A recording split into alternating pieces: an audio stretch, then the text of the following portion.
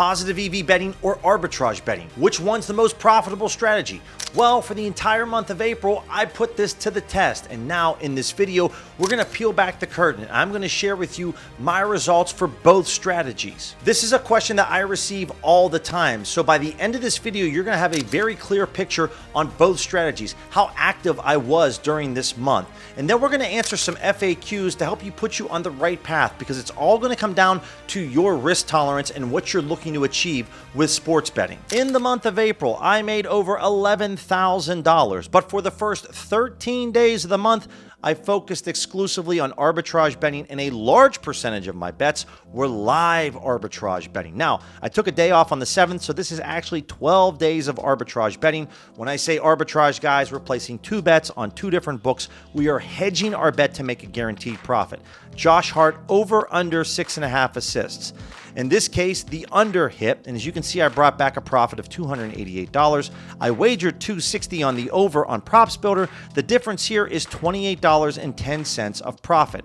For Quentin Grimes, again, his over under 6.5 assists. We have both outcomes covered, the winner and the losing side. We're going to bring back $23.80 of profit. Again, doing this with Lonnie Walker on his rebounds. So for the first 13 days of April, I went ahead and made almost $9,000 in profit. Again, this is just 12 days of betting. I staked $84,222. Divide that by 12. I was wagering roughly $7,000 per day. Again, with arbitrage betting, the more money that you can invest into the market, the more money that you can receive back in a profit. And I brought back a 10.6% return off of my $84,000 investment.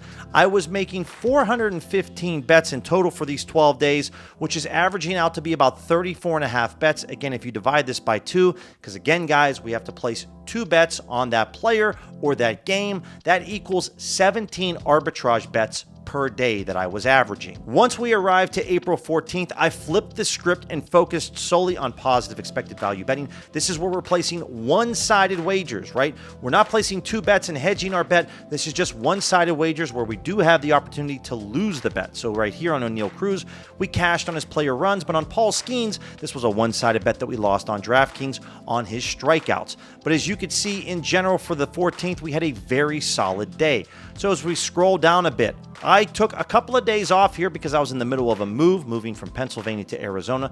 So I only wagered 13 days from the 14th to the 30th.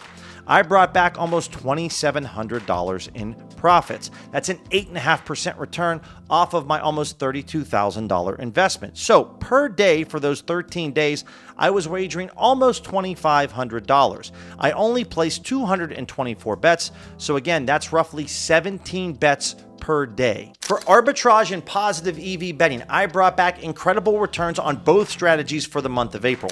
10.6% with arbitrage, 8.5% for positive EV. Anytime you're making a bare minimum of 8.5% return off of your investment is fantastic. Now, some key differences with these strategies during these times, as I mentioned with arbitrage betting for those first 13 days, they were live arbitrage bets. So during the morning and the afternoon, I didn't have to worry at all about placing bets. I knew that once the game started in the evening, I sat down for 2 hours to 3 hours each night, and I just hammered bets. But it was a different story with positive EV betting for the second half of the month. I only placed pre-match wagers. So during the morning and afternoon, I was hunting for value placing bets. Once the games were going on, I just sat back and relaxed. I went to the gym, took a walk, hung out with friends. If you found value in the content thus far, make sure to smash that subscribe button, click that thumbs up button, and tap that bell notification so you don't miss the next video that we release. So let's talk about some key points and differences between these two strategies and answer some FAQs. Something that's very important to note when you're arbitrage betting or positive EV betting is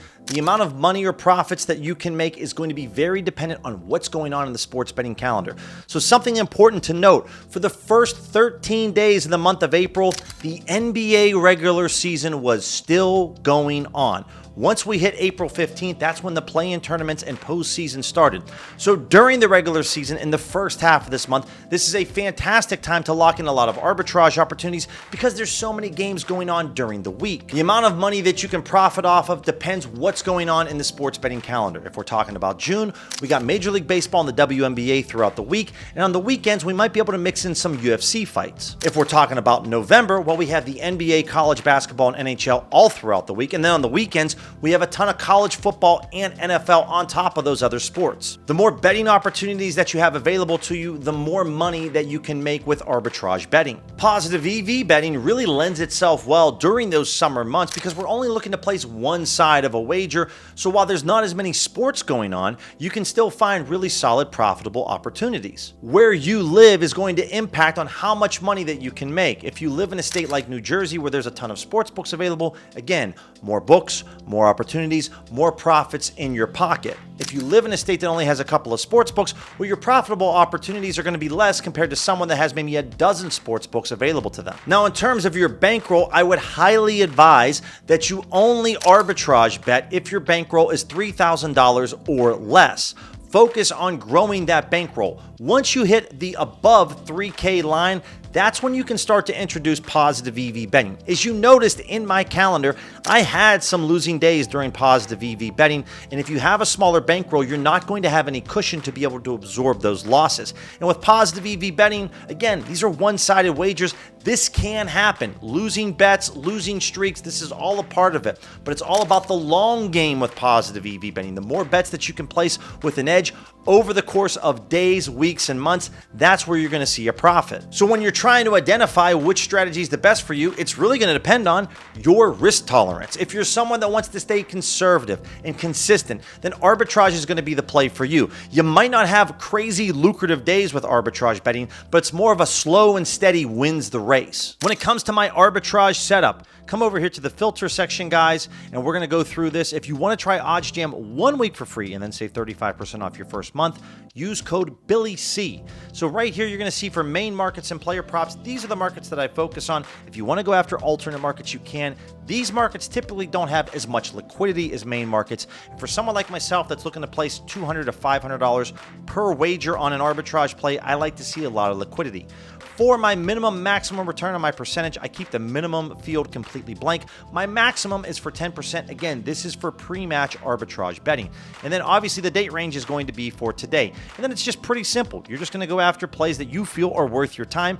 This is a question that you're going to have to answer for yourself because while you're going to see a lot of arbitrage plays that live in that low to mid 1% range, only you're going to be able to answer, is this worth your time? But again, with OddsJam software, everything's so simple.